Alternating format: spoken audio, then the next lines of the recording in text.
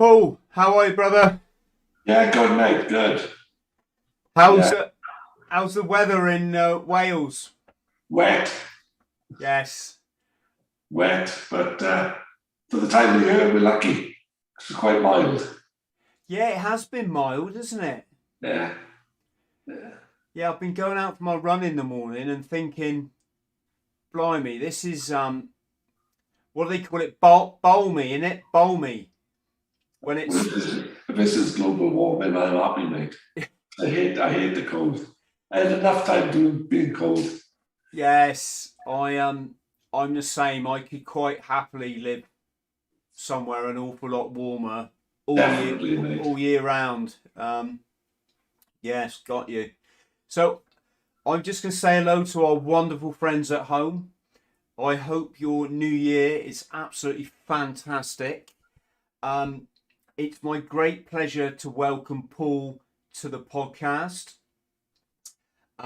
Before we begin, we're going to say a big thank you to Roger Littlehayes, who put Paul and I in touch.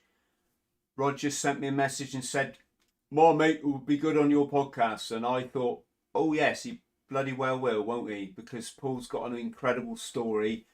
Um, Starting back in the military and then going through to the Olympics. And I'm looking forward to learning more, as much as I dare say everybody at home is.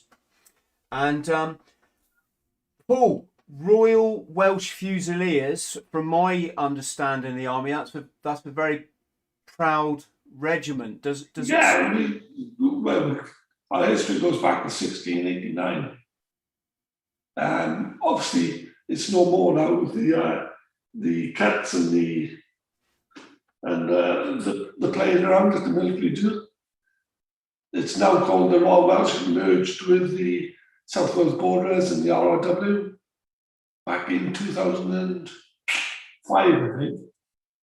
But going back there, Royal Welsh Fusiliers, very proud history. Yeah, I always think about that when you hear these regiments merging because it kind of scrubs around all the esprit de corps, doesn't it? You know, all the It cuts it out. When I joined, it was classed as a family regiment. So you had guys, brothers, cousins, and there was a huge influx of. There was a huge, what do you call it? God thing on being proud, being part of something. Now, all these grey-suited people in Whitehall who don't know jack about the military. They just on paper it looks good, and they merge these regiments, and it loses its identity. yes, yes. When you look at the landscape of it all, Paul, the whole of the British Army is going to lose its identity because it's now been merged into Europe, and they're doing it all. Yeah, well, it's cut again, isn't it? 2023 now. Yeah, You're going to see a lot more slimmed down military again. yeah. It's all this. They call it future soldier, and Yeah, yeah, we won't. Don't get me started on that subject because that's the bloody big can of worms. That is. But tell me, were you from a military family, Paul? no, I wasn't. Just always wanted to join the military from a toddler, and it was something I wanted to do. And as soon as I could, I joined. In fact, I joined before I left school. I went down to the recruiting office, walked in at 16, said I want to join the army. The guy then sent me upstairs to the doctor. It was a cough. Yeah, you're okay. That was my medical. And he said, right, get off to deep cut to what they call TSW weekend. And Yeah. from there, then they sent me to IJLB, the Infantry Junior Leaders Battalion in Folkestone and Kent. Wow, so you were in the junior leaders. That's a blast from the past. Yeah, it was. I remember that. It was almost like the kids' army, wasn't it? It was, I Well, mean, it's like a military academy, isn't it? yeah, What the Americans call it an academy, 16 to 17-year-olds. I know it really brings it home to you that just, Well, it's in the boy soldiers, they call them. yeah, kind of savage, isn't it, when you think about it? When you think about the job that they might have to go and do. Well, it was treated like a school, really. It was like, we had 3 terms. Yeah. Each term, a report was sent back to your parents, saying how you were doing. But it wasn't maths and English, it was military training, fieldcraft, weapon handling, Yes. Less teaching how to, we taught how to take lessons and stuff. I tell you what, mate, if they taught me that stuff at my school, I would have blown the bloody place up. I And tell you what, school for me, that was my school. I was bright in school, but I had no interest in school at all. Kids stay in school minds. yes. So, what's it like when you actually leave the junior leaders then and go to your regiment?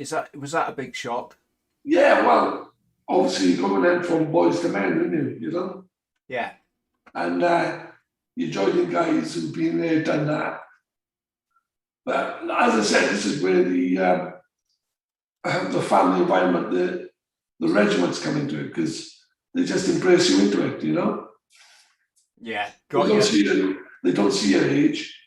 As long as you can do the job, that's all they're concerned about. Yes, I bet. And what were the Royal Welsh Fusiliers? Did they go down south? Funny enough, we were in Germany when it kicked off, and then they posted my company, to Canada.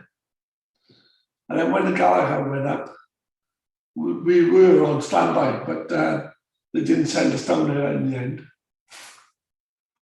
Yeah, that's a weird one, isn't it? Because it was a bum tension moment to think that we could be sent down because we were only in Canada. But in the end, the powers that be said no, Yeah. Did you want to go? Oh yeah, definitely. Yeah. That's what you're paid to do, isn't it? You know what I mean? You don't join the army or the Marines or any of the forces. Nobody embraces war. But you've got a job to do, and that's what you do. Yeah, I remember I was on guard duty once in the Marines, and the security guard was an ex-Marine. All right. And he said that when his unit went down south, he was held behind for rear party, and my heart just sunk for this bloke. I mean, imagine. Yeah, that's got to be the worst thing ever. Yeah, it's bizarre, isn't it? Really, because that might have saved his life, or might have saved him getting his head blown off, or or losing his eyesight or something. That's right. But the mentality when you're in the forces is you want to be included. You want to go and. Well, that's what you're there for. Yeah. You don't join up there. You don't join up just for the jolly.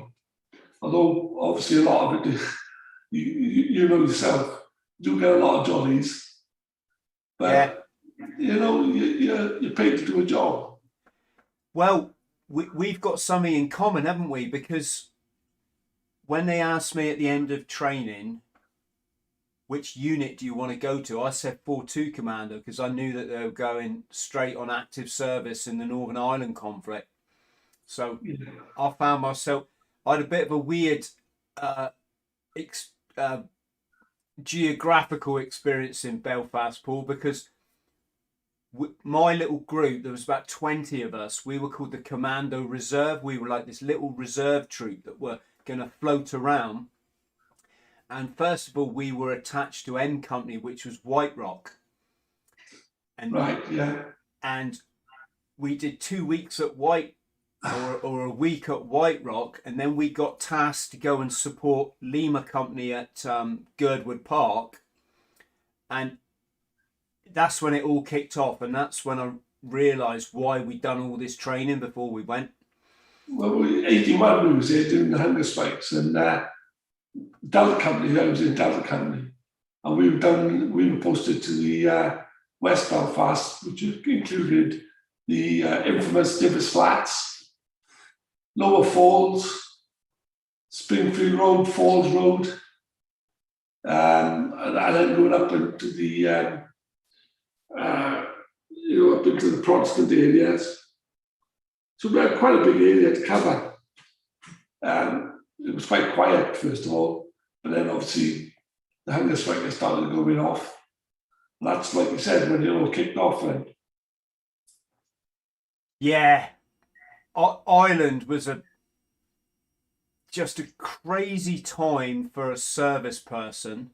yeah, and I don't even like to go there and talk about what the civilians, who live there must have gone through. oh yeah, definitely. But it was such a big contrast.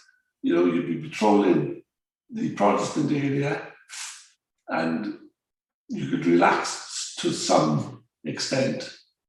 But then you cross the road into the Catholic area, and you'd have to switch on straight away more.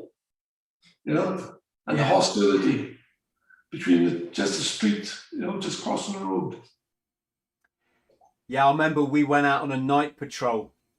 I think it was round about the time the SAS had just filled this young lad with about, I don't know, 20 odd rounds. Sorry if I get this wrong, folks, and there was rumour of this, I don't even want to say it because I get in trouble, but there was rumour of a certain policy in the special forces when it come to engaging engaging the other side, let's say. And we went out on a night patrol round about then, and I remember our brief was, if you come across a nationalist, I don't like to use the T word, it will get us demonetized, but that's what we called them back then. You come across a nationalist, shoot him. Say him. There was some hers, weren't there? But shoot him. If you come across a loyalist, setting up a device or something, it's up to you. So, but obviously, you're governed by the rules. Yeah. You got rules of engagement and all that.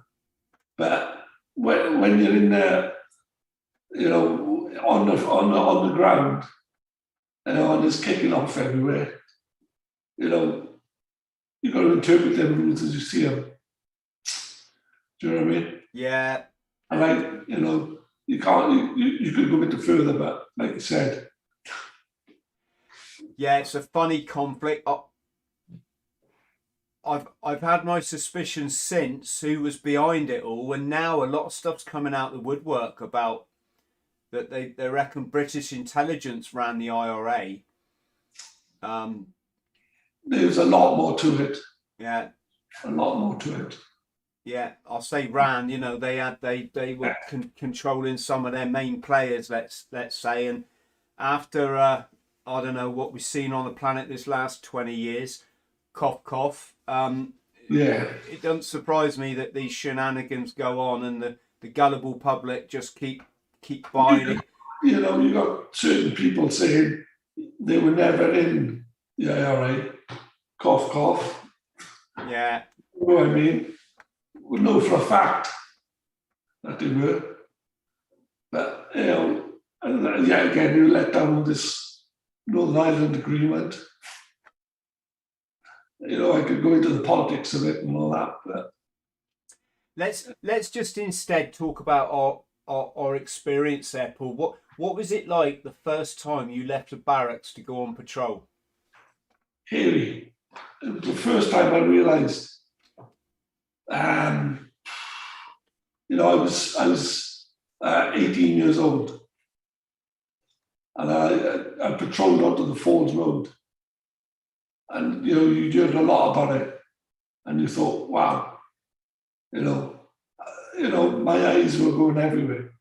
Every person that was coming up to me, I thought, whoa, hang on, they're going to shoot me or whatever. The very first time. Yeah, did you get lulled into a false sense of security initially? Not at the beginning, but as time went on and as the months went on, we tended to get more blasé about it. You never switch off. You couldn't afford to do that. But you knew the areas, you knew the ground. Yeah, I found towards the end of our tour, I just love going out on patrol. Yeah.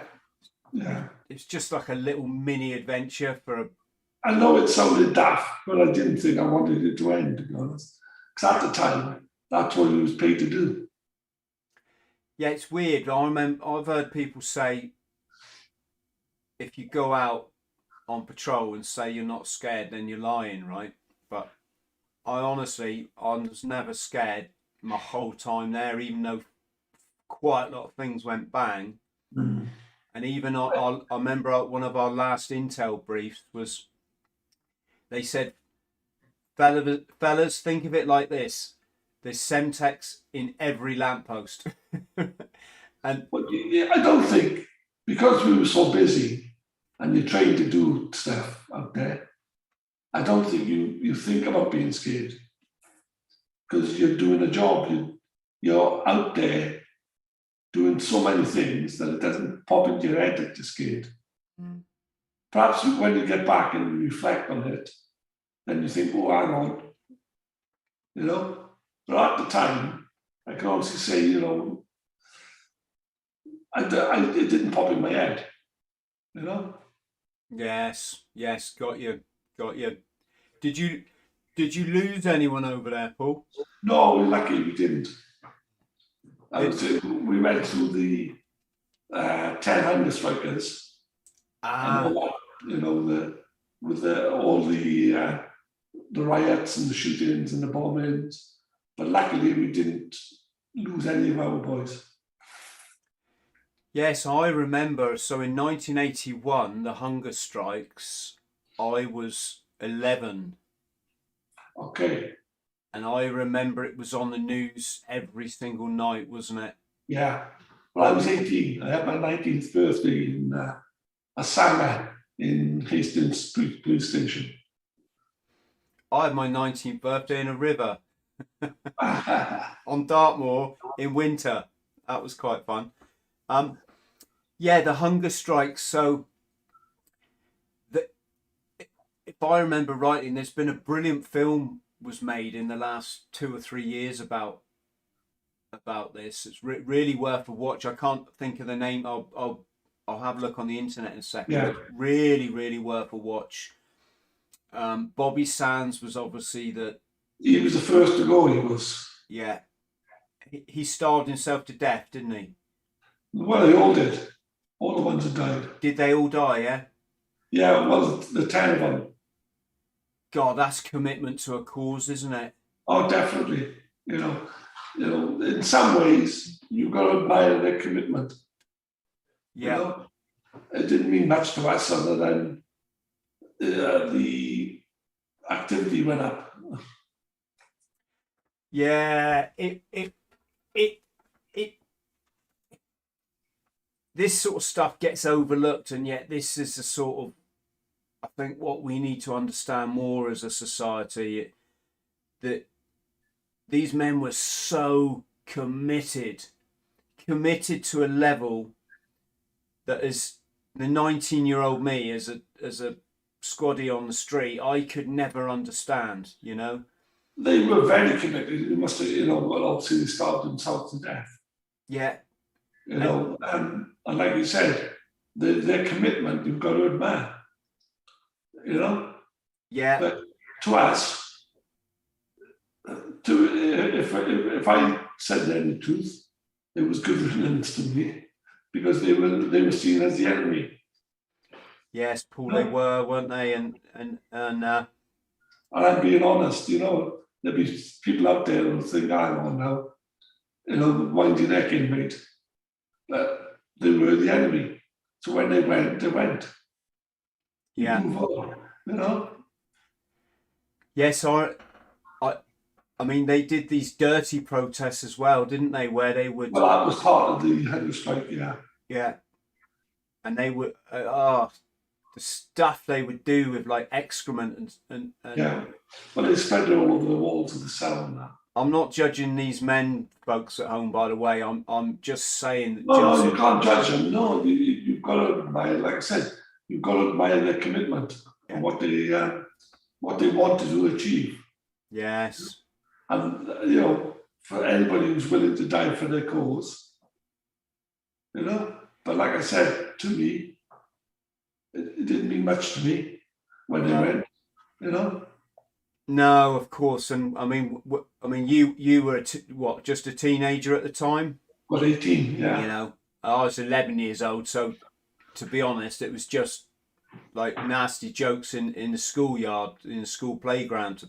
Yeah, that's right. But, like I said, to me, they were the enemy at the time. So when they went, they went. Yeah. I didn't shed a tear over them. Yes. Did you get many contacts? Yeah, oh yeah, every day. Every day. As soon as Bobby Sands went, the threat level went up twofold. And I remember we was on Springfield Road and riots going on. And Roger Little was part of it as well. And I was knelt down on the corner, covering my mates. And I looked across the street, and there was like dust flicking out, mortar. I thought, well, what's all that? And I didn't realise, because I didn't hear it. It was bullet rounds flying over my head. Somebody from behind me was shooting at me. Luckily, I was kneeling down, but I never heard anything. I to this day, I never heard the shots. That's all I saw with these like mortar, brick mortar coming out to the house in front of me. Yes, got you. I'm just looking for a photo while we speak so I can show our friends at home the craziness of it all. Maybe I'll have to find it another time, but I got this photo when I'm over there, and it's this little lad putting my berry on. It was at the Davies flats, the hardest, Davies, yeah. one of the hardest Republican kind of strong. That was my area to cover. Yeah.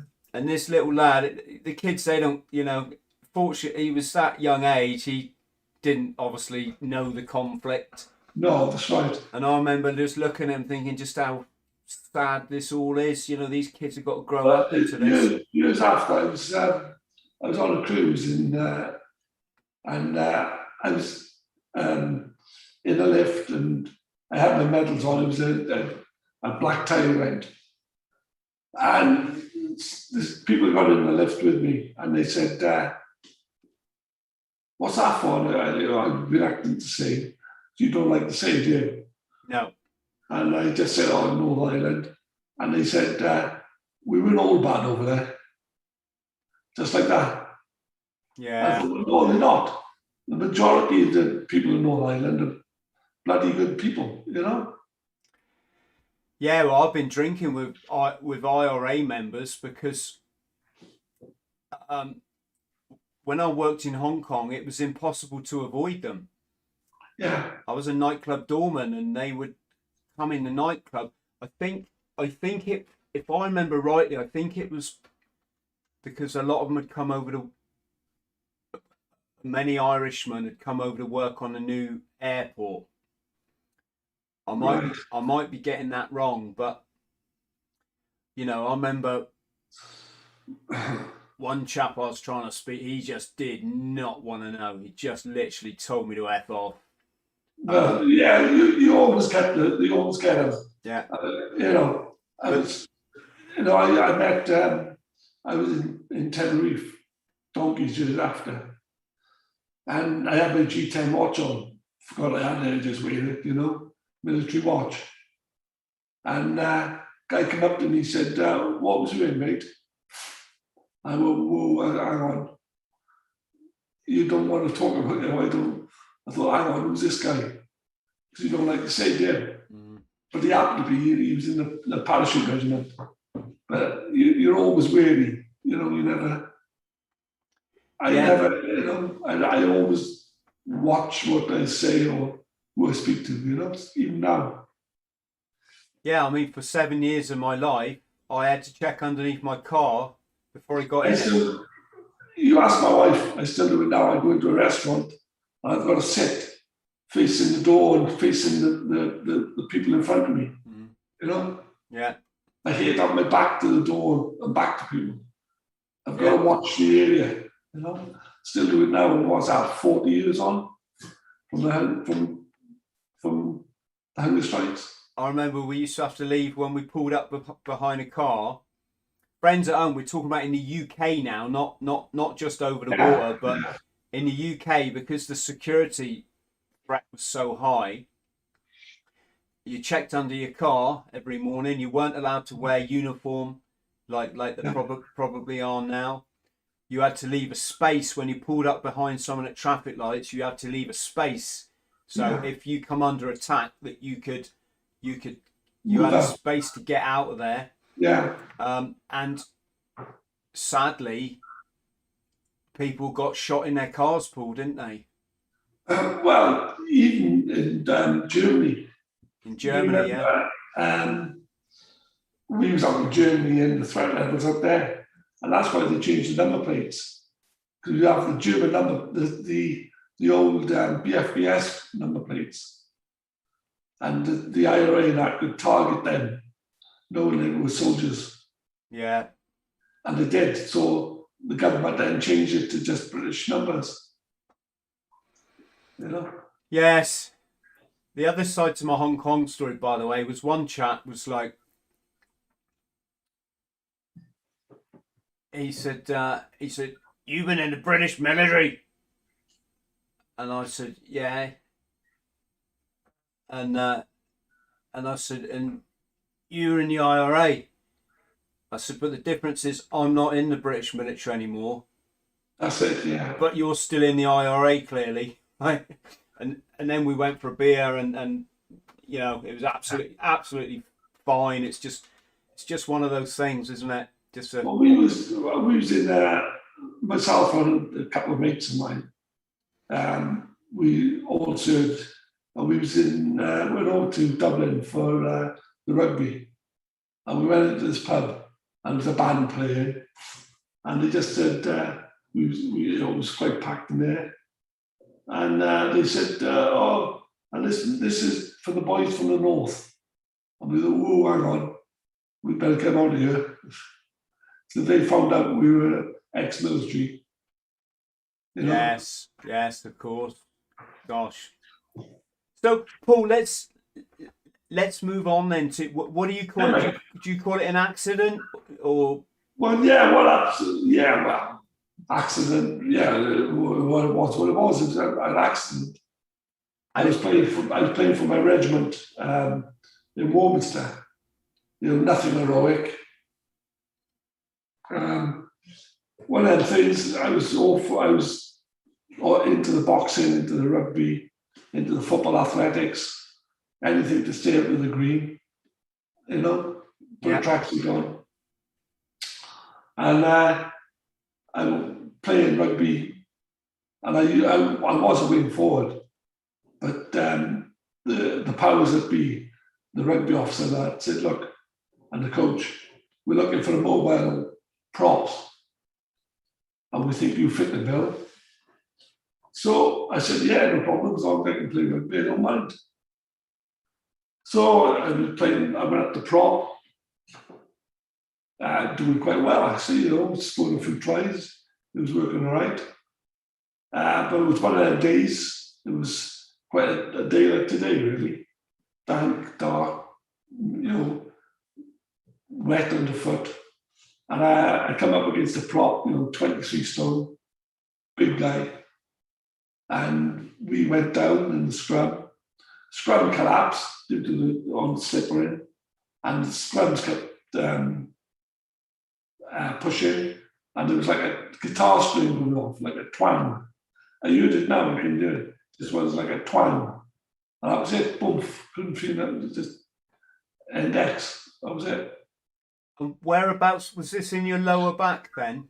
No, it was in my neck. Whoa. So I dislocated my spine, the spine itself at the C4 level, which is quite high up. But that dislocation crushed the spinal cord.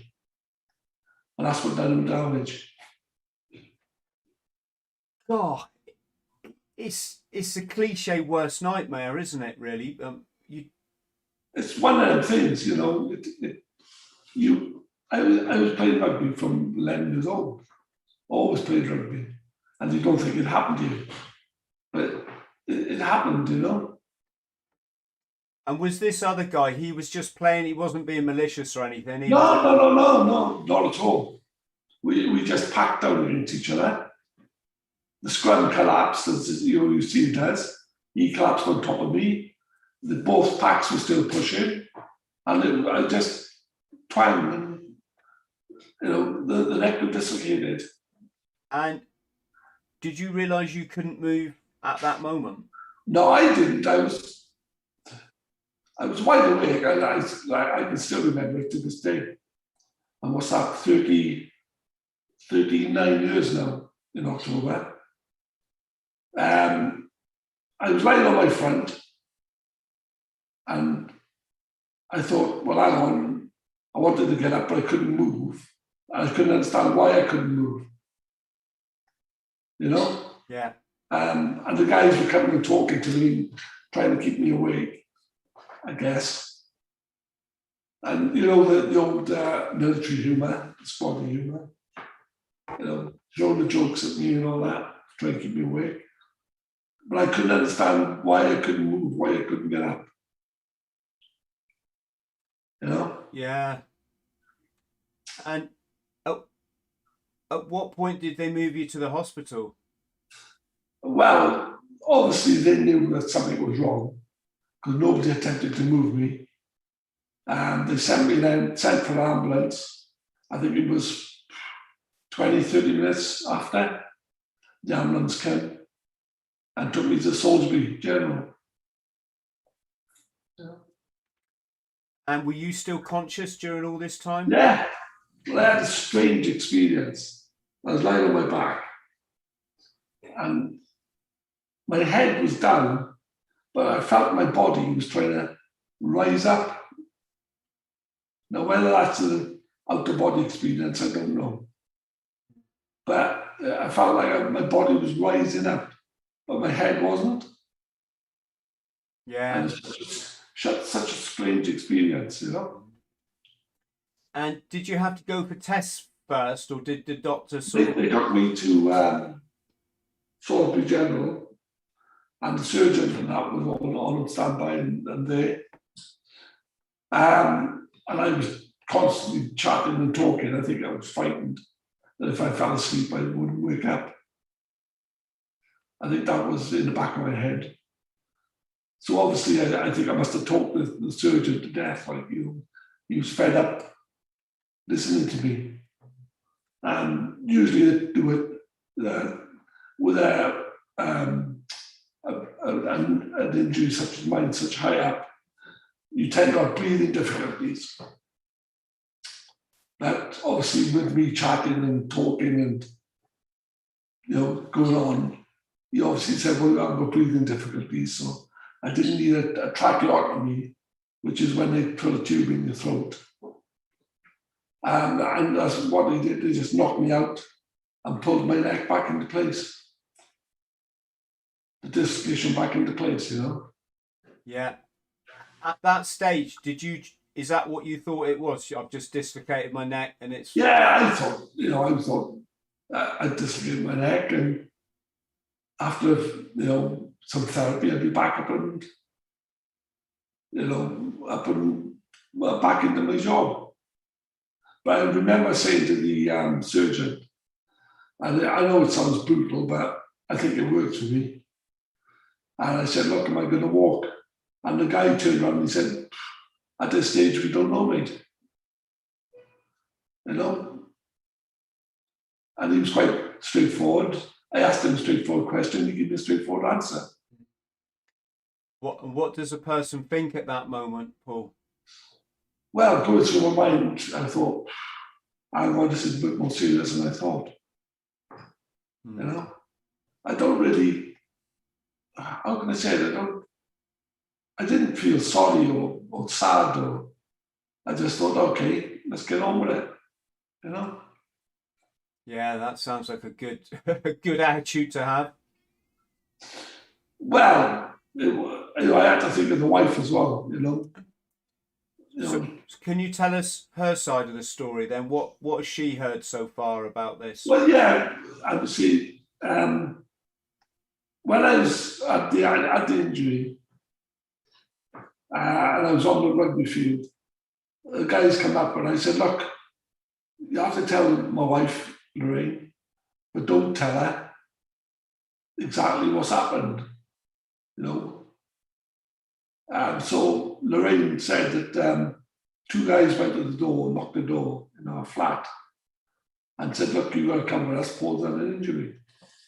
Now she thought, because I was always getting bumps and scrapes, she thought, I'll pack in an overnight bag and he'd be out the next day. But it wasn't until she got to the hospital that she realised how serious it was. Because, I told her not to tell her. Yeah, but she must have been just distraught. Well, Lorraine's quite resilient. She's quite. She was brought up in a military family. My father was in the army with me, so her attitude is let's get on with it, And I know she heard a lot as well from me. Yeah, I've got you.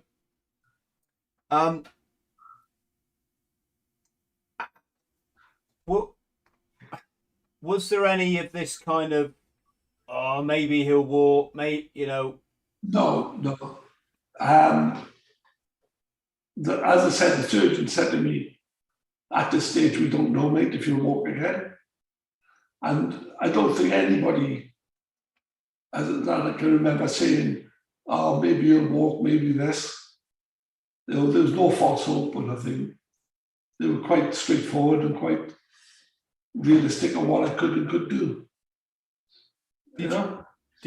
Did you have any feeling of, right, I will walk, that sort of thing? Yeah, well, obviously, to me, it was an injury. I got to get over the injury and I get on with my life. I never ever thought I wouldn't walk. And was there a point, Paul, where it all kind of hit home and you just had to accept? Yeah, well, what happened was after Salisbury, they decided to take me to Cardiff Royal Infirmary. Now, they were going to fly me in a military helicopter, but apparently I wasn't stable enough. So they put me in an ambulance with police escort and drove me there. I actually stopped the stopped traffic on the Severn Bridge, claim to fame, that is. Oh, wow. And once I got to Cardiff Royal Infirmary, and then they put me in the ward, and the surgeon come and saw me, and the nurses, and then they left me left me on my own then. Then it kind of hit home that, hang on, what's happening here? This is serious, Yes. What did you make any? I guess what I'm getting to is, does it take time for it all to sort of settle in, what's actually happened, and to make a plan? Right. When I first had the injury, you don't think about it much. They they were quite right from an early start. They said, look, you're not going to walk. You're going to use certain parts of your body, and we'll get you to that stage. But you're not going to walk again. Okay, it hits home. When you're then in a hospital environment and then onto a rehabilitation hospital, which was Rookwood Spinal Unit, you're cocooned into in a hospital environment where the people around you are all the same, and the nurses are there, and you're dead. So it doesn't hit home until you get out of that environment. So when I got home then, into back home, in the house back home, left hospital, it kind of hit home then, this is the rest of my life. And to be honest with you, it took me a good 9 months before I accepted what was my condition, the injury I had, and how it was going to be. And to be honest with you, I was a nasty sod, excuse the language. And I put my family, and particularly my wife, through a load of crap, because it was just a way of trying to adjust to what happened to me. Yes, I bet. I bet your emotions must be all over the shop. But it was, and things like, I wouldn't have done this today. I wouldn't have been talking to you today. You can see my hands. I wouldn't be holding a cup that way in front of people. I wouldn't eat in front of people. And my family would come in. I'd be in the middle of having food or something, and I'd throw the plate, or I just didn't like the way I was eating and drinking in front of, I didn't want people to see it. Yes, I do. Well, obviously I don't know, but I can empathise, Paul. Did you hit the bottle at all? No, I didn't. That's one thing I didn't do.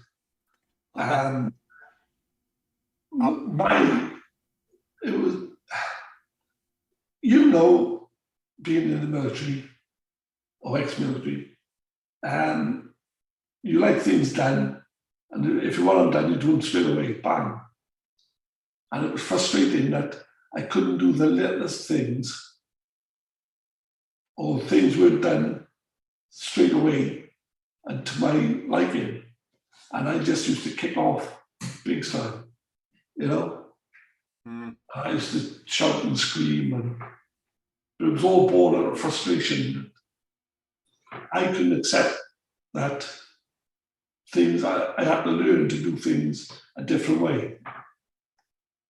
And because of that, then I just kicked off big style, I'd throw tantrums, and I'd be a real nasty sod, to be honest with you, My missus would say I'm like that now, mate, so. Well, I would say you'd have to ask my wife as well. Was there any part of your body you gradually got feeling back in? Yeah, well, I started getting feelings back in my arms, and all over my body. I've got, it's different. The spinal injury is a strange injury to have, because there's no two same people, my injury was quite high up. Technically, I was paralysed from the chest down. But at the same time, I can move my arms.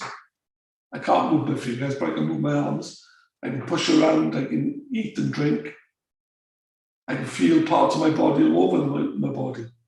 My feet, strangely enough, in certain parts of the body.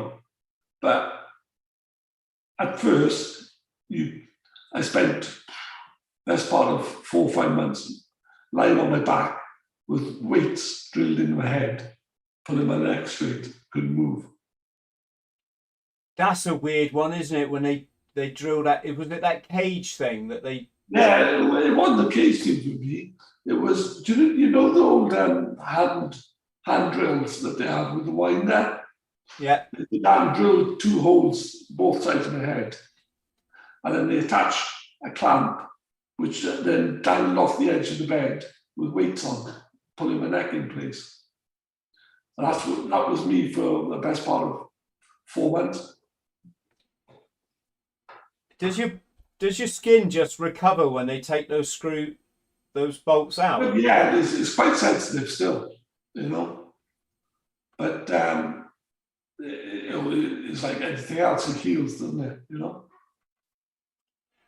Because the thing that we haven't discussed is you're not only going through this trauma, but you're also, I guess, having to consider how long are you going to be in the army for?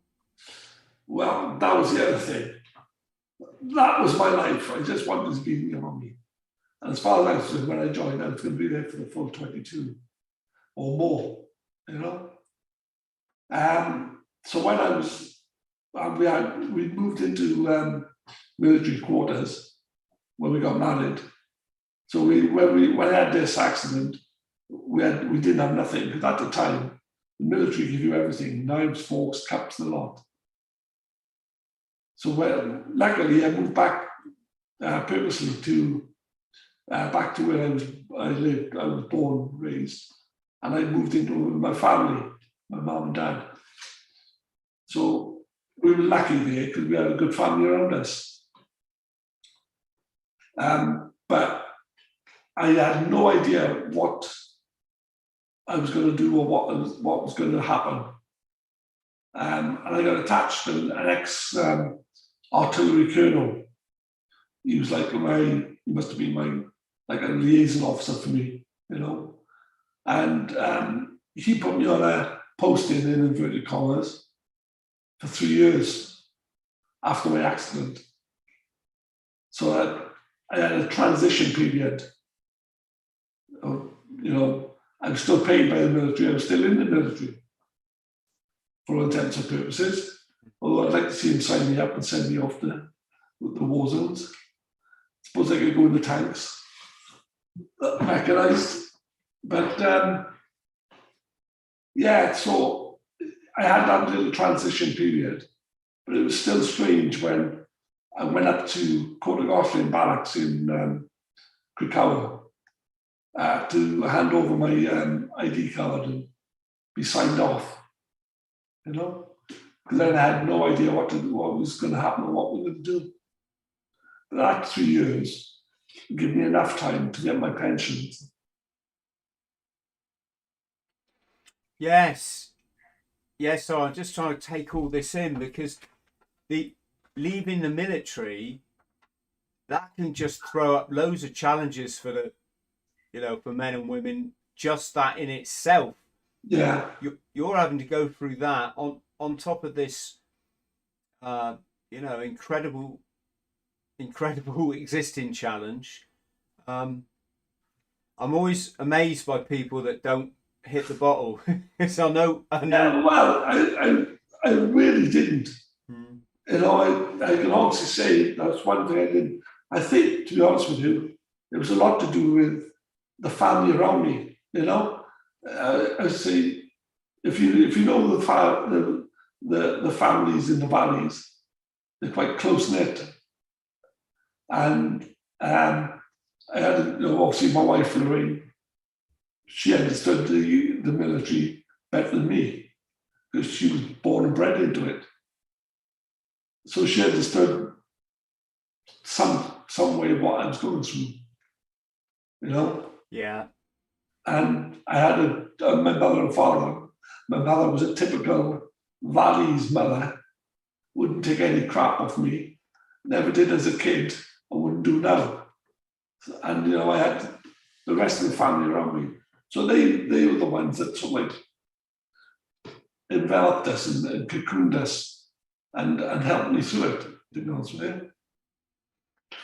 Did you receive any funding? Is that forthcoming easily, or is that hard to get? No, what I did when I got up to the military, like I said, I was paid by the military like any other soldier for 3 years after my injury. Once I signed off, then the only thing I received was, which I still receive now, was my war disablement pension and my army pension. And that's what I got, and that's what I get. Yeah. You know, I didn't get no compensation, and you know, I would say things are different now. And if it happened now, I'd probably sit here as a millionaire.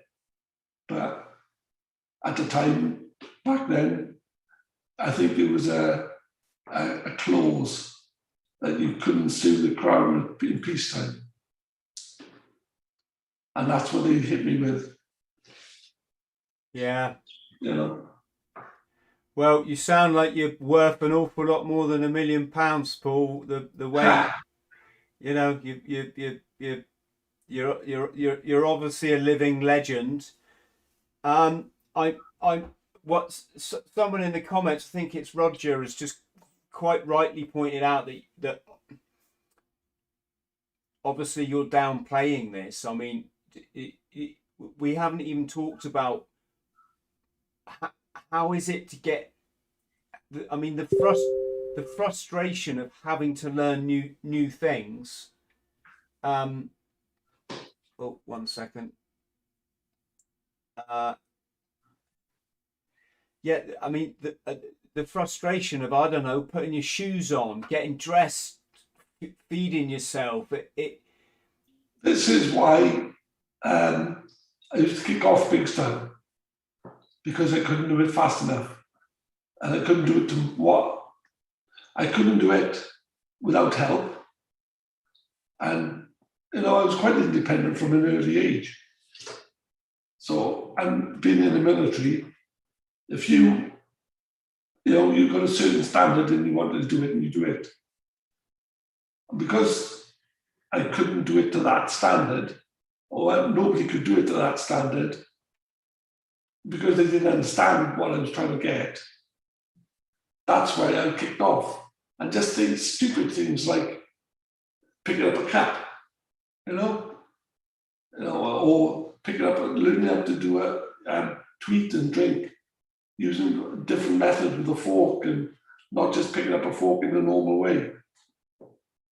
So frustrating that I used to kick off big style with it. Now I couldn't give a monkeys. I got a cup. I got this cup, and I got to pick it up like that. But that's just tricks of the trade, and that's what I was taught.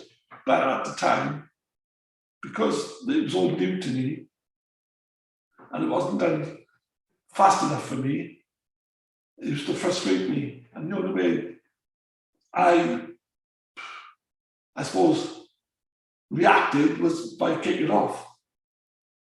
And as I said, for a good few months after, good 6 to 9 months after my accident, I could be a right horrible sod to Lorraine, to my family. But I think what pulled it out, what changed me, we were on a big family holiday to the Isle of Wight. Mother, father, cousins, the whole lot. And my cousins weren't going to take no crap off me, and we used to go out and do everything. There was nowhere they wouldn't take me. And after a few drinks, they put me on a top of it. I remember outside the pub, and they put me on top of the picnic table and just left me there and drove off, laughing. You can imagine the people coming up to the pub thinking, "My God, what happened there?" Or they'd stick me on a rocking horse, the kiddies' rocking horse, and things like that. So they wouldn't take no crap. But the one thing that changed, or my attitude, was I started kicking off again in the chalet that we had. Something happened, and I kicked off big style. And I started throwing stuff. So my mum came in, shut the door, kicked everybody out, picked up a cup and threw it. So I picked up a cup and threw it. She put a cup on my lap, so I go, carry on. So I threw it, she'd throw another one. And we spent about a good 30 minutes throwing cups, and I was going to kick it off because she'd carry on. She said, I could do this all day. I'm not going to take any rubbish off you now. I didn't as a kid. And in the end, I just started laughing. I thought, why am I doing this? And my attitude changed from that time. You know, when I learned to learn to accept stuff. And that was the turning point. Brilliant. Did counselling and all, you know, psychotherapy now is a massive thing, isn't it, in society? But back then, I'm guessing it was probably few and far between, was it? Didn't have any, mate. Didn't have any. No. No. Hey, you're having it now, mate. Look, and I'm not even going to charge you. Hey, tell you the truth, yeah, that's good. Hey, it's always good to talk. I love it. That's why I started the podcast.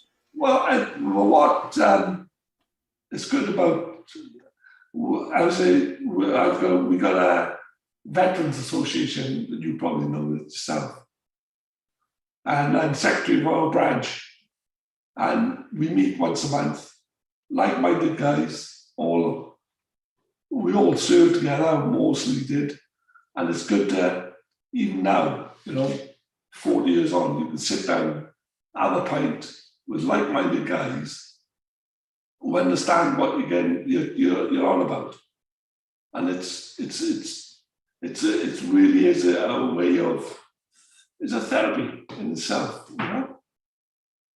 It's a therapy that civilians don't understand. Yes, there's nothing like getting in contact with an old buddy, and yeah, I don't know why it's just like you hit it off. You don't hit it off because you're already hitting it off, but you've been there and done that, you know, and they understand that. But don't get me wrong, I'm saying I've got some bloody good friends that I went to school with, and they understand me brilliantly, you know. Yes. But it's always that, veterans that you can, like I could talk to you now, as we're talking now, and you understand me and I understand you. But there'll be some civilians I think, well, what are they on about? Do you see what I mean? Oh, exactly. It's and it's not just in the UK. You could be talking to a veteran anywhere on the planet, and you're just. I was in Florida, and I got talking to a guy, ex-military in Florida, and like you said, it was the banter that's going back and forth. It's that military family, if you like. Yes. That lasts with you for a lifetime. And the other thing as well is what gets overlooked in these situations, and I mean all these awful situations, veterans' mental health. I'm going to include that, and whatever the challenge may be. Obviously, addiction is a big thing in the veterans community. It's recognizing that the partners need support too, isn't it? Definitely. I mean, you know, there's a huge change now in the mental well-being of veterans, and I'd like to think their partners and family gets that same. You know, it's a big thing when you, the family, the soldier is one part of it. You know, when they go away on duty, you've got your wife or the girl or friend or the family. They go through virtually a lot of stress and a lot of feelings that they need to talk about, you know?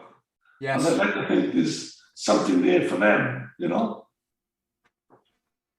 Yes, we did a podcast. I'm just gonna have a look for it now. Uh, uh, oh, I can't remember when it was, but we had the daughter of a serviceman on the podcast, and her father I think he was quite high up as a officer or something, Yeah. and she come on the podcast to say what it was like to live with a serviceman who liked to drink, and what it's like to grow up as a little girl kind of in that environment, and all this sort of. Well, as I said, my wife, Lorraine, she was born into the army. Her father was in my regiment, albeit he was a broad Irish Dubliner. Her father, yeah. Yeah, her father was from Dublin, but yeah, he was in a Welsh regiment. Yeah, work that one out. Well, I wonder what he was I think what happened was his mother was Welsh, and they moved to Wrexham for work, and I think he joined from there because he was a tailor, and in the army he was our regimental tailor. I think that's why I married Lorraine actually, because all my kit was all done. Don't tell her that. But he had a broad Dublin accent. He served in Northern Ireland as well, which is a strange one. But so Lorraine understood the way of the military families. She grew up with it. She understood better than me, and I think she coped a lot better, understanding the wives and all that better than me. Yes. I think her being from a military background, she coped better than I did when I had an accident. Yes. Well, to be honest, it's I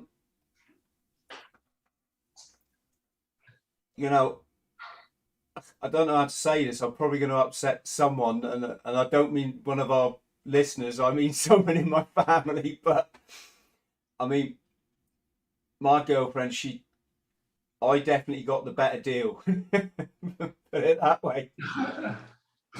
She's lumbered with me. Oh, I did. I definitely did. I would say she where I met Lorraine was in Germany. We were posted in Germany, and she used to work in the. Do you remember the SKCs, the soldiers' cinemas in Germany? No, I've been in the Marines. Before your time. Yeah, we were never in Germany. Right. Before your time. There was a cinemas called the SKC.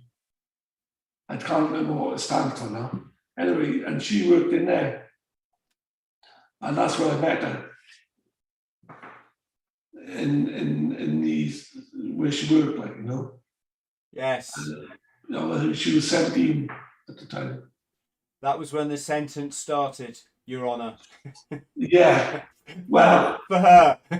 For her, yeah, that's what it is. But having said that, the way she met me, she hit me over the head with a frozen cornetto. With a what? A frozen cornetto. I think for a bet, her friend bet had to do it. So she hit me over the head with a frozen cornetto. And I still say to this day, I think I'm still concussed. Yes. My other half, she cornered me at a party and wouldn't let me go if I didn't promise to give her a signed copy of one of my books. And I used my Commando escape and evasion tactics, and she still never got that book, right? but what she did get is half my house, and she's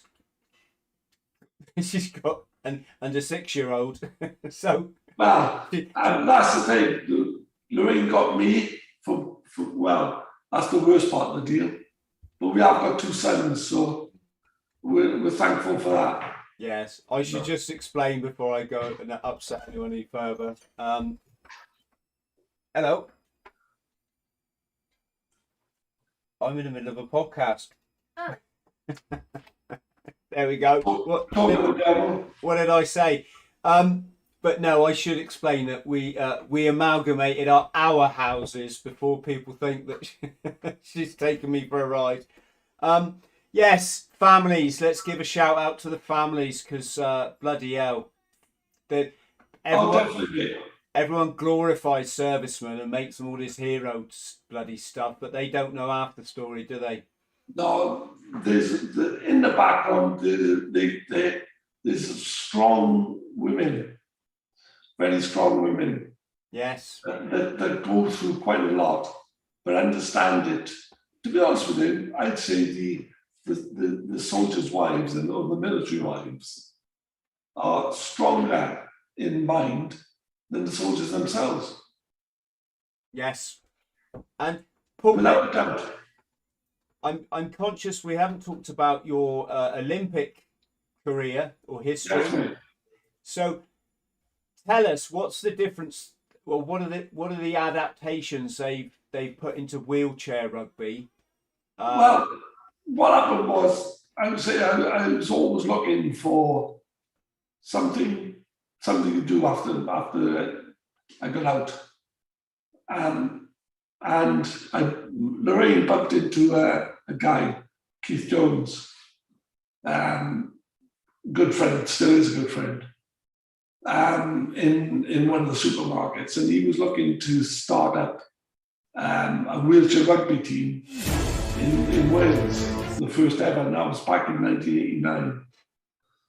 So, being in sport, I thought I could do. I signed up, and we formed the Pirates wheelchair rugby team.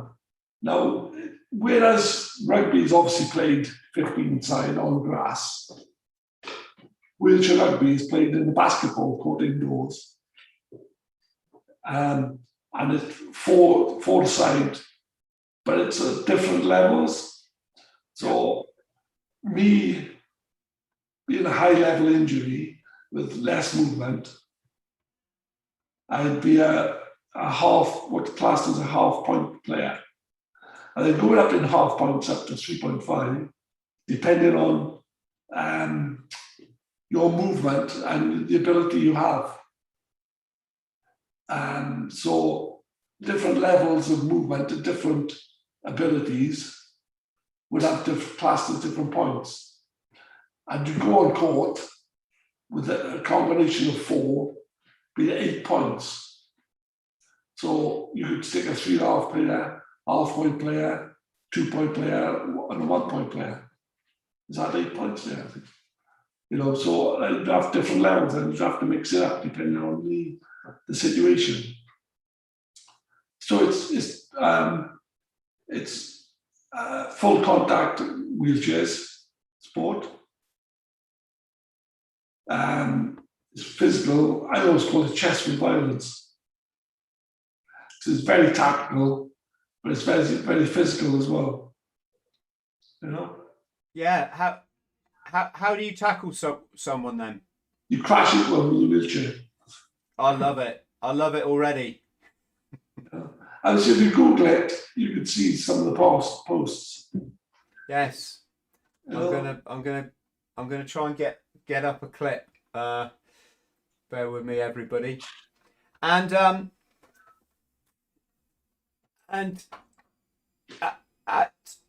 is it okay? What's the adaptation like in your as a sportsman? Yeah. What's like the adaptation in your mind? Like I used to play like this, able-bodied rugby. Yeah. Now I'm playing this. Is there any transition there, or is it just like fuck it? Let's just get on with it. No, let's just get on with it. It's a sport, Yeah. When I started playing back in the day, I was doing at the grassroots in terms of playing in this country. It the teams were few and far between. And it was just in its infancy when I started playing back in '89. So the wheelchairs were, well, the chairs that you sit in now, everyday chairs. No adaptations, nothing. I'm saying now if you see them, they're adapted specially for you, they're built like tanks. So play is... like I said, in that day, back in the day, it was a case of let's get on with it, It's a sport. It's a physical sport. It's an exciting sport, and it was a sport that it really enjoyed. Yes, so I guess it was pioneering back in the day, obviously. Yeah, well, it was back in the UK. It started in Canada and into America. In the UK, I think it started kicking off around 87, 88. But there were very few and far between the teams. Yes. And there was none in Wales at all. And this is what Keith wanted to do, was set up this Welsh team. So I was happy to come on board. And that was back in '89. Yes, it's funny, isn't it? Because the Americans obviously play. We're watching Great Britain play the America. I've got a clip up on YouTube here. Well, Great Britain just won the gold medal now last year. Oh, really? In the Paralympics, yeah. They finally did. Yeah, it's you'd think the Americans would have their, I don't know, would they have trouble getting their head around rugby? No, I would say the sport, believe it or not, was formed in Canada. Yeah, you said. The Canadians were looking for, basketball has always been there, wheelchair basketball, but it's more for the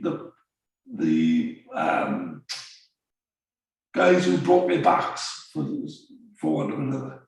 So they were always looking for people with neck injuries, they're less mobile. And they formed this game called, well, it was called Murderball to start off with. That says everything, doesn't it? Yes, it does. They had to change it to a more PC. Does it take a lot out of your joints or anything? Because yeah, it's quite physical. Yeah. But you train, you get yourself fit, Is there any... It wears you down in the end, yes. Yeah. Is there a danger of like wearing out your joints and... Yeah, very much. There's a few boys who burnt out to, the joints wearing out. Paul, I just want to ask, because obviously you might not know this, but I do a bit of running now and again. It's kind of been my thing for a few years now. But have you ever thought about doing one of these wheelchair marathons? If I started a marathon, I would still be here next week, wouldn't I? Hey, that's all right. It's not a race. Oh, it is, isn't it? Because of my level of injury, my arms are quite weak. Like I've got biceps, but I've got no triceps. So although I can push my chair, I couldn't push it competitively enough to do a marathon. Yeah, got you. So that was never an option.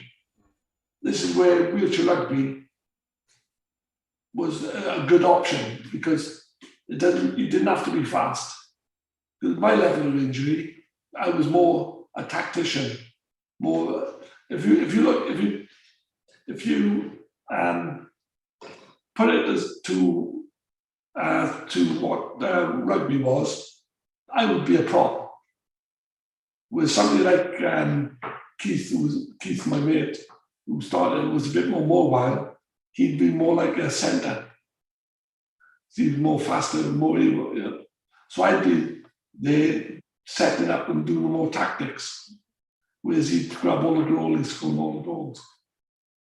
And can you tell us how did you get chosen to represent the UK at the Olympics?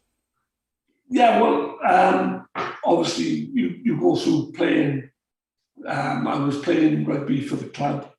I started playing rugby then for Great Britain and Wales, etc. But what happened was then for the Paralympics in Sydney in 2000. What I did, I actually was the manager. Wow. So what I did was I decided to stop playing the rugby as a player and go more to the training admin side of it, you know. Yeah. So I was appointed then as the manager of the Paralympic team to go to Sydney. Is that a player manager or just a manager? No, I decided just to do the manager. Good. Take it easy a bit. Sounds like you. I couldn't do both. You know. Yeah.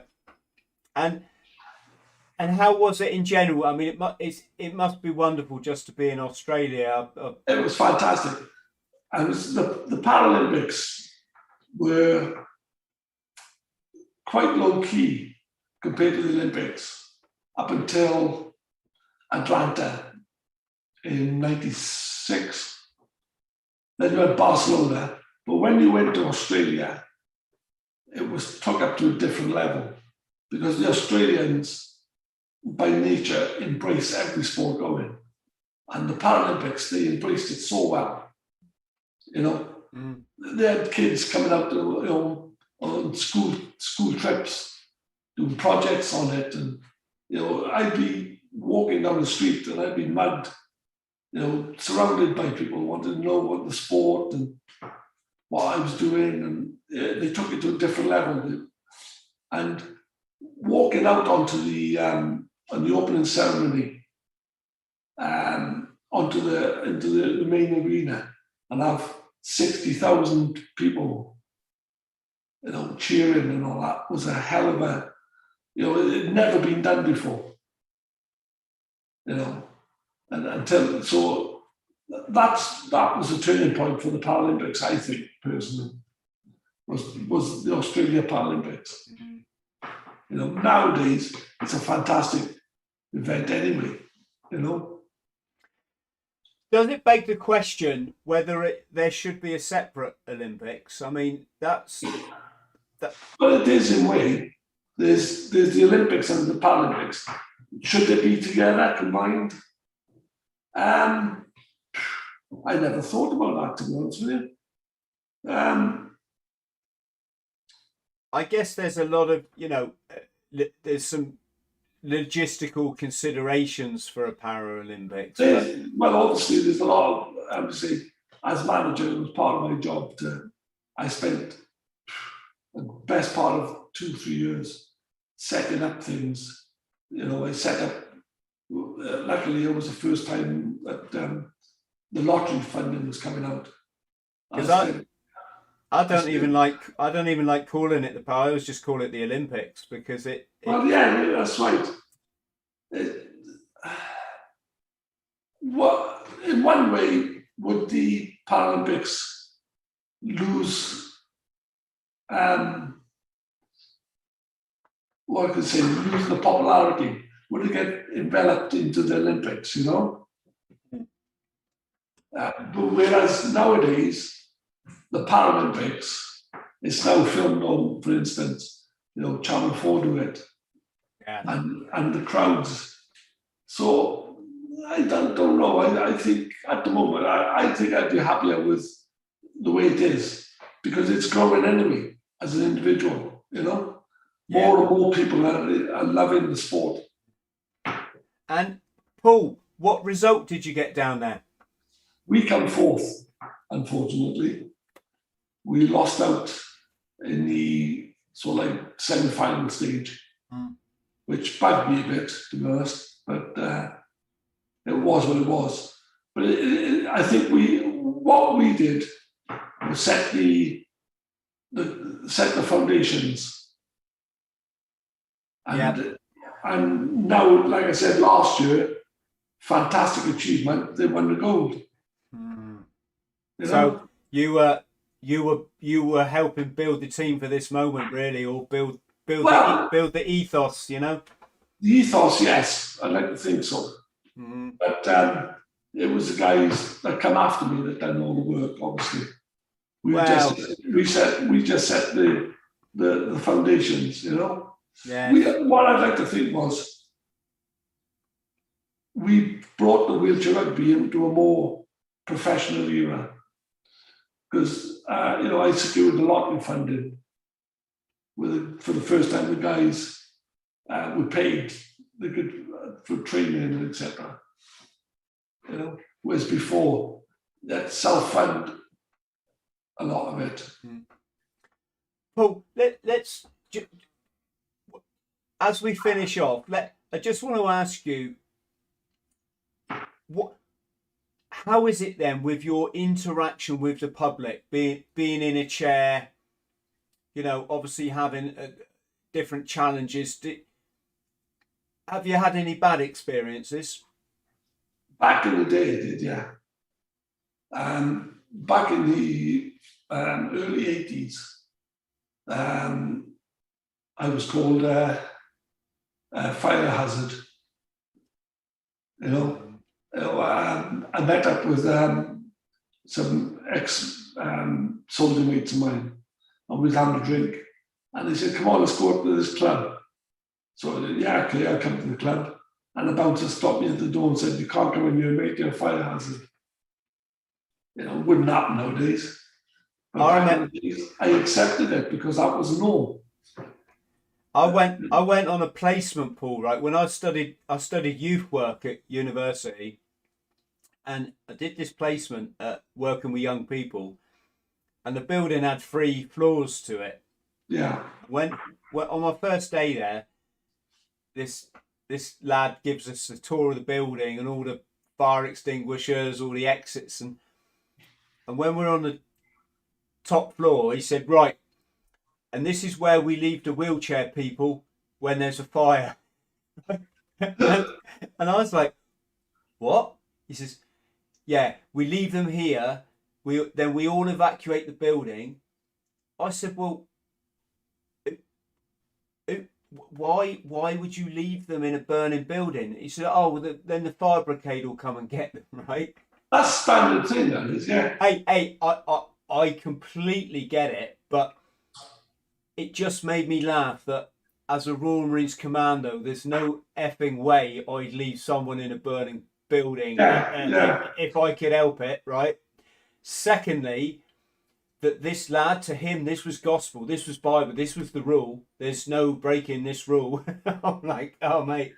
And I said to him, "Why wouldn't you try and, you know, why wouldn't you just carry them out?" He said, "Well, if I drop them, they might sue me."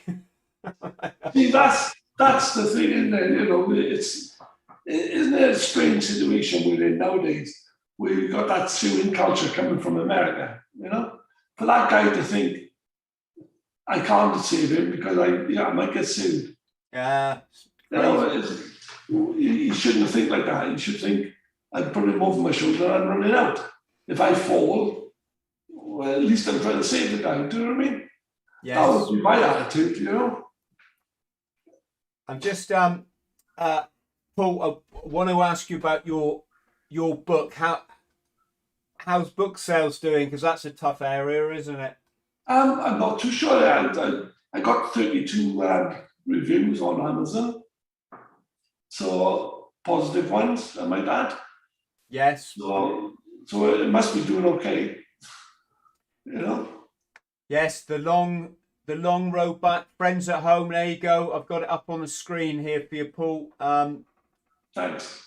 Grab yourselves a copy, guys. Kindle looks particularly inexpensive, and I don't know why it's that expensive for paperback.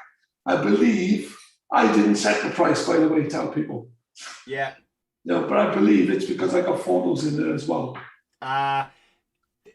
The thing is, with some of these platforms, is the publishing cost is so high that if you don't set your price at a decent level, you don't make any money, Paul, do you? You know yourself. I'm saying you've been a published author yourself. So yeah. I know it went down to £11 at one stage. Yes. I think that was on the sale, but I know the feedback I've had, it's a good read. Oh, I tell the story of my life, what I did, what we were talking about today, warts and all, yeah. and never anything back. Just imagine if you was starting out on this journey, you just had an accident. A book like this would be invaluable to you.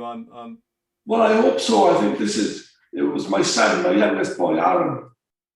He inspired me or encouraged me to do it.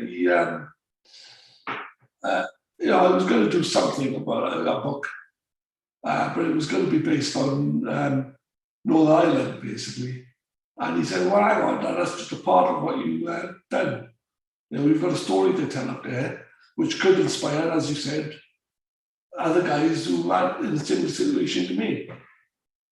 So I thought, oh, okay, I'll try it. It took me a year to do it during lockdown.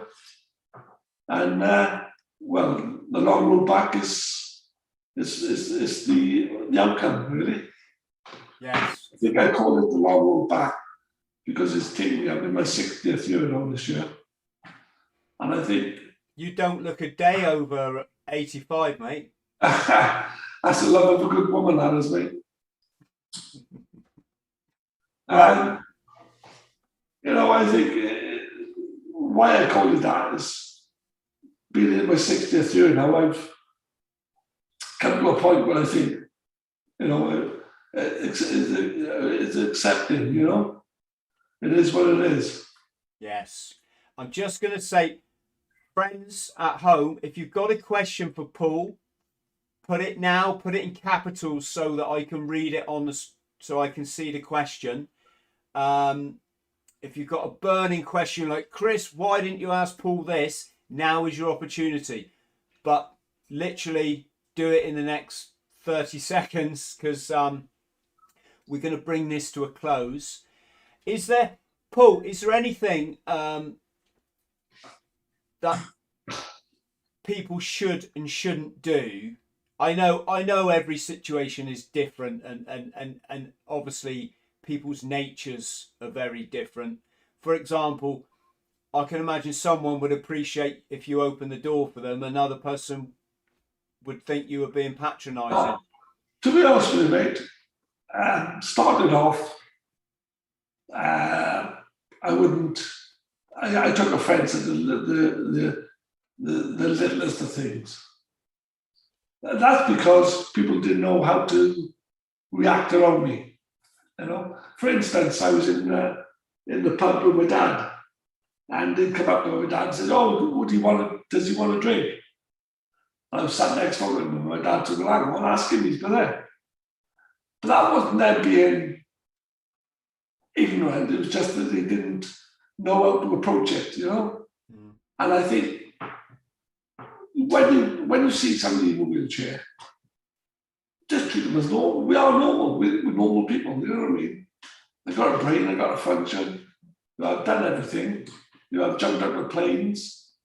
I got a job now. I'm a magistrate.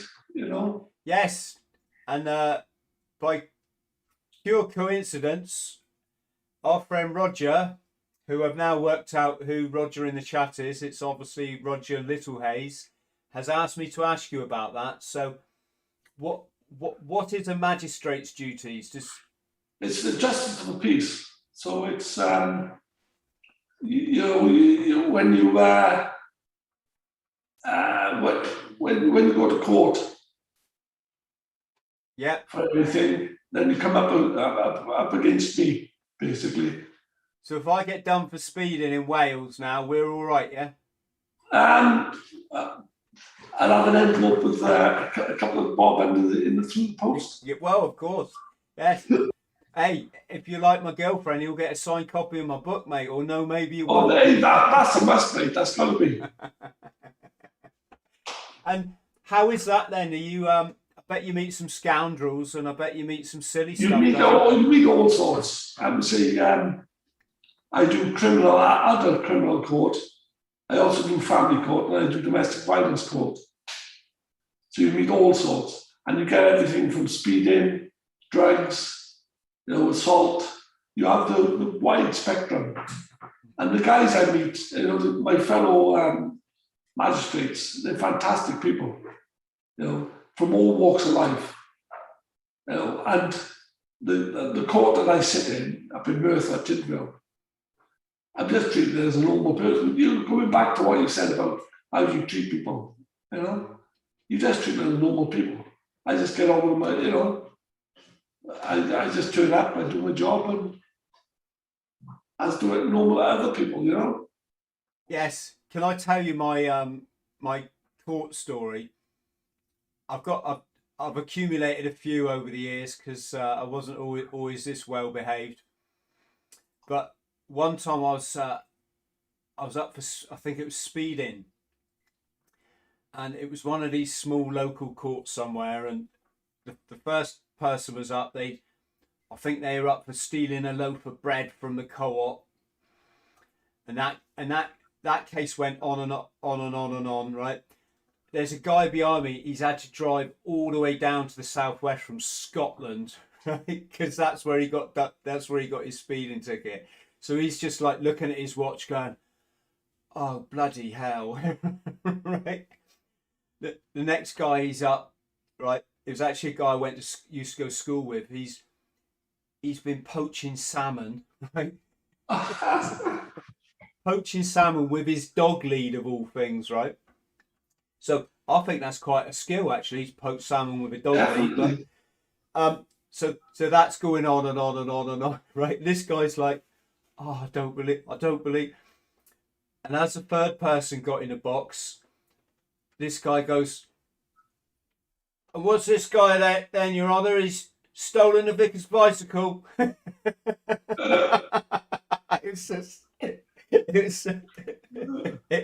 It was for anyone who's grown up in the rural countryside, you'll know why I'm finding this this funny. There's one last question. It's from Rob. He's saying, "Would you like Boris in front of you?" And I think we all know the answer to that. That's 20 years hard labour and all the rest, isn't it? Paul, listen, you've been absolutely brilliant, mate. I've thoroughly enjoyed this chat. And me, mate, I have. Yeah, I love talking about the Northern Ireland stuff because it's. Well, you can go on, and it's a conflict nobody talks about. Yeah, and we're fortunate on the podcast. We've kept, you know, a lot of stories sort of alive. But of course, as an ambassador for the wheelchair community, if I can say that, you know, it's just incredible talking to you again. And as an ambassador for sport, you know, fantastic even more. So what's in the future, Paul? Well, just kind of carry on with what I'm doing now. I'm always looking for new challenges.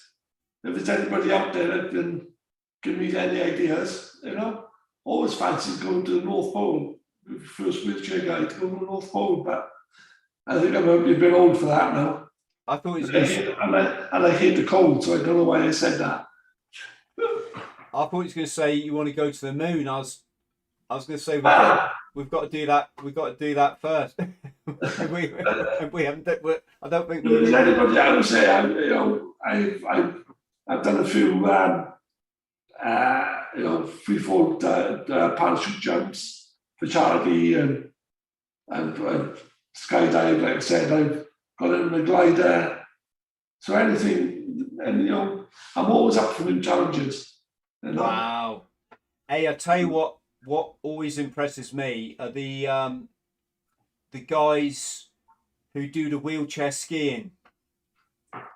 Oh, the ice hockey, sledge hockey. No, when I the skiing. Yes, I've seen it. Yeah. When I go snowboarding, these guys just fly past you. You know, they're mental. Yeah. And how they have the balance. It's just a ski. What for friends at home? It's one ski with a chair above it. And the 2 poles. Yeah, the chap or the girl. I've only seen chaps, but they sit in it and they have their sticks, and then they're off. And it's just an amazing feat of balance.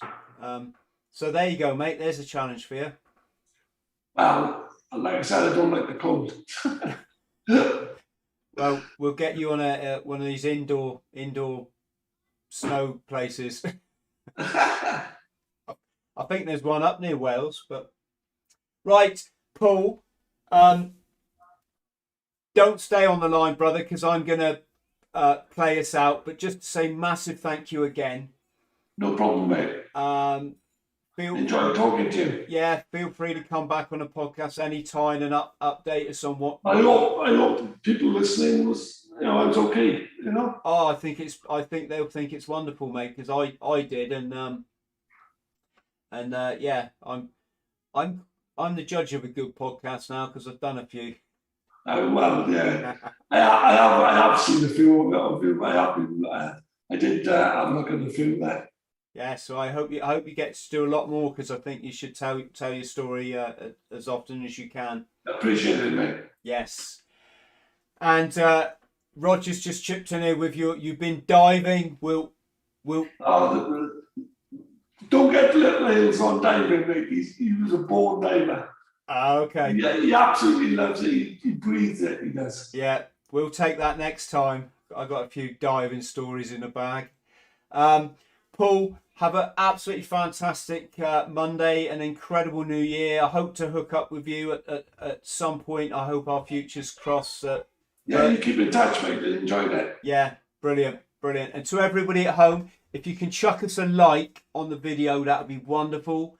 If you can do this thing here, which is subscribe, that would be awesome. Paul, I'll say goodbye to you again. Okay, mate.